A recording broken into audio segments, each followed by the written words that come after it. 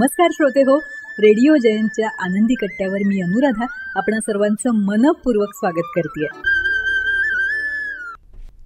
श्रोते हो, नुकतंच प्रसाद शिरगावकर यांचा स्लो लिव्हिंग अर्थात तब्येतीत आणि निवांत जगणं हा लेख वाचनात आला. फार सुंदर विचार मांडलाय त्यांनी या लेखाच्या माध्यमातून. आजच्या आनंदी कट्ट्यावरून तो लेख तुमच्याशी खास शेअर करतेय. आपण आधुनिक शहरी माणसं ना सतत जीवापाड छाती फुटेस्तोवर धावपळ करत जगत असतो. आपल्या महत्वाकांक्षा पूर्ण करण्यासाठी आपणच वाढवून ठेवलेल्या गरजा सातत्यानं पूर्ण करत राहण्यासाठी हे सततचं धावणं आपलं प्राक्तनच आहे असं आपण आपला समज करून घेतलाय. 10 लाखांच्या गाडीऐवजी 25 लाखांची गाडी, 25च्या ठिकाणी 50 लाखांची गाडी घेतली तर आपण जास्त यशस्वी दिसू असं वाटायला लागलंय आपल्याला. 50 लाखांच्या घराऐवजी 1 कोटीचं घर, 1 कोटीच्या ठिकाणी 3-4 कोटीचं घर असं असलं की आपलं यश लोकांना दिसेल आणि आपण जास्त आनंदी होऊ असंही आपण स्वतःलाच पटवून द्यायला लागलोत. आणि 25-50 लाखाची गाडी किंवा 2-4 कोटीचं घर घेण्यासाठी ऊर फुटेपर्यंत धावणं म्हणजे जगणं असं आपण मानायला लागलोत. हे फास्ट लिव्हिंग आहे. यात सगळ्या भौतिक सुबत्ता, समृद्धी आणि त्यातून येणारी सुख आपल्याला सत्वर हवी असतात. ती मिळाली तरच आपण आनंदी होऊ असं आपल्याला वाटत असतं. त्यासाठी आपण प्राणपणाने दिवस रात्र धावत राहतो. हे फास्ट लिव्हिंग. हे करायला लागलोत आपण सगळे. स्लो लिव्हिंग ही याच्या पूर्णपणे विरुद्ध दिशेची आणि विपरीत अशी संकल्पना आहे बरं का. यात निवांतपणा आहे, तब्येतीत जगणं आहे, ऊर फुटेपर्यंत धावपळ न करता निवांतपणे रमत गमत चालत जगणं आहे. केवळ भौतिक समृद्धीच्या मागे न धावता आयुष्यातले छोटे छोटे आनंद अनुभवत आयुष्य समृद्ध करत जगणं आहे. फास्ट लिव्हिंगमध्ये प्रचंड महत्वाकांक्षा आहे आणि ईर्ष्येपोटी जगलं जातं. हे हवंच, ते मिळवायचंच याचा हट्ट सतत मनात राहतो आणि त्या हट्टापायी अहोरात्र काम केलं जातं. वर्क लाईफ बॅलन्स बिघडतो त्यानं. जवळच्या नात्यांना वेळ देता येत नाही आणि मग अनावर ताणामुळे तब्येतीच्या शिट्ट्या वाजतात. आणि इतकं सगळं करून ज्या भौतिक समृद्धीसाठी हे केलं जातं ती समृद्धी 1000 लाखातल्या मोजक्या लोकांनाच मिळते.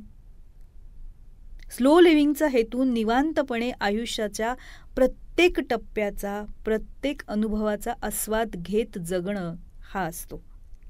भौतिक समृद्धी असो वा नसो, आयुष्य समृद्ध असण्यावर भर असतो. त्यासाठी प्रचंड मोठी प्रॉपर्टी आणि उत्पन्न कमावण्याच्या मागे लागण्याऐवजी जे आहे ना त्या उत्पन्नात भागवून काव्यशास्त्र विनोदात मन रमवणं असा असतो. अर्थात स्लो लिव्हिंग साध्य करण्यासाठी एक ठराविक पातळीची भौतिक समृद्धी मिळवणं गरजेचं असतं. म्हणजे अन्न, वस्त्र, निवारा, मनोरंजन, औषधोपचार, शिक्षण या मूलभूत गरजा आपल्या उत्पन्नातून जोवर भागल्या जात नाहीत तोवर स्लो लिव्हिंग करणं माणसाला शक्य नसतं. मात्र ह्या मूलभूत गरजा आपण मरेपर्यंत भागवू शकू याची खात्री पटली की माणसानं फास्ट लिव्हिंग थांबवून स्लो लिव्हिंग सुरू करावं. फार भारी आणि आयुष्य समृद्ध करणारा अनुभव आहे हा. मी वयाच्या 50शीला रिटायर व्हायचं म्हणजे स्लो लिव्हिंग सुरू करायचं हे ठरवलं होतं. सुदैवानं ते जमू शकलं. गेली 1.5-2 वर्ष मी स्लो लिव्हिंग करत जगतोय.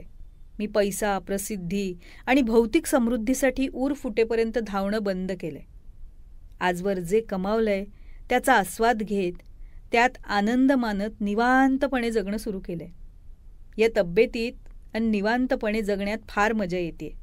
मी माझ्या आरोग्यावर फोकस करून माझी शुगर, BP वगैरे नॉर्मल करायचा प्रयत्न करतोय. जवळच्या व्यक्तींना, नात्यांना जास्त वेळ देऊ शकतोय. काव्यशास्त्र विनोदात जास्त रममाण होऊ शकतोय. एकूणात काय धमाल येतेय जगण्यामध्ये. स्लो लिव्हिंग फार भारी आहे. 40शीत 50शीत लवकरात लवकर जमायला पाहिजे असं जगणं. श्रोते हो, खरंच स्लो लिव्हिंग जगता येणं ही आजच्या काळात खरंच भाग्याची गोष्ट आहे. आणि कुठे थांबायचंय हे ज्याला कळतं किंवा कळेल तो नक्कीच या स्लो लिव्हिंगचा आणि या स्लो लिव्हिंगच्या माध्यमातून खऱ्या जगण्याचा आनंद घेऊ शकेल असं मला नक्कीच वाटतं.